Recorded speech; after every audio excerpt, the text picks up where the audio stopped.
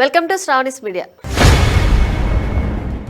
ఆంధ్రప్రదేశ్లో స్థానిక సంస్థల ఎన్నికల నిర్వహణకు సంబంధించి రిజర్వేషన్ల ఖరారుపై రాష్ట్ర ప్రభుత్వం ఇంకా స్పష్టత ఇవ్వలేదు. బీసీ డెడికేటెడ్ కమిషన్ నివేదిక ఇప్పటికీ పూర్తి కాకపోవడంతో ఎన్నికలు ఈ ఏడాది జరగడం అనుమానమేనని అధికార వర్గాలు అంటున్నాయి. ఎన్నికలు 2028కి వాయిదా పడే అవకాశం ఉందని చర్చ జరుగుతోంది. డీలిమిటేషన్, కోర్టు కేసులు, చట్టపరమైన సమస్యలు ఇందుకు కారణమని ప్రభుత్వ వర్గాలు పేర్కొంటున్నాయి. ఇటీవలి నిర్ణయాల్లో భాగంగా స్థానిక ఎన్నికల్లో 2 కంటే ఎక్కువ మంది పిల్లలున్నవారు కూడా పోటీ చేసేందుకు అనుమతి ఇవ్వాలని కీలక మార్పు తెచ్చారు. ఇది ఎన్నికల్లో మరింత మంది పాల్గొనేందుకు దోహదపడుతుందని భావిస్తున్నారు. మొత్తంగా ఎస్ఈసి గడువులోగా ఎన్నికలు జరిపేందుకు ప్రయత్నిస్తున్నప్పటికీ ప్రభుత్వ తీరు ఆధారంగా షెడ్యూల్లో మార్పులు రావచ్చని సమాచారం.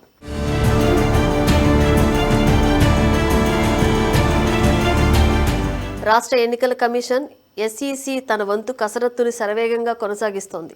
గ్రామ పంచాయతీలు, మున్సిపాలిటీలు, నగర కార్పొరేషన్లలో వార్డులు, డివిజన్ల వారీగా కొత్త ఓటర్ల జాబితాల తయారీకి ఇటీవల నోటిఫికేషన్లు జారీ చేసిన ఎస్ఈసి మార్చి 9 నాటికి డ్రాఫ్ట్ ఓటర్ల జాబితాలను ప్రచురించాలని కలెక్టర్లు, డిపిఓలు, మున్సిపల్ కమిషనర్లకు ఆదేశాలు జారీ చేసింది. 2026 జనవరి 1 నాటికి 18 ఏళ్లు నిండిన వారిని ఓటర్లుగా చేర్చేలా ఫోటో ఓటర్ల జాబితాలను సిద్ధం చేయాలని స్పష్టం చేసింది.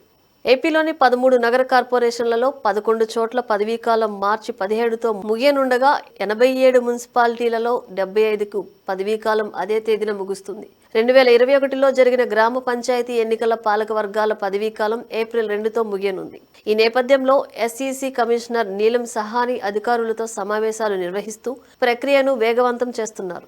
వార్డుల పునర్విభజన, కొత్త పంచాయతీల ఏర్పాటు వంటి అంశాలపై వివరాలు సేకరిస్తున్నారు.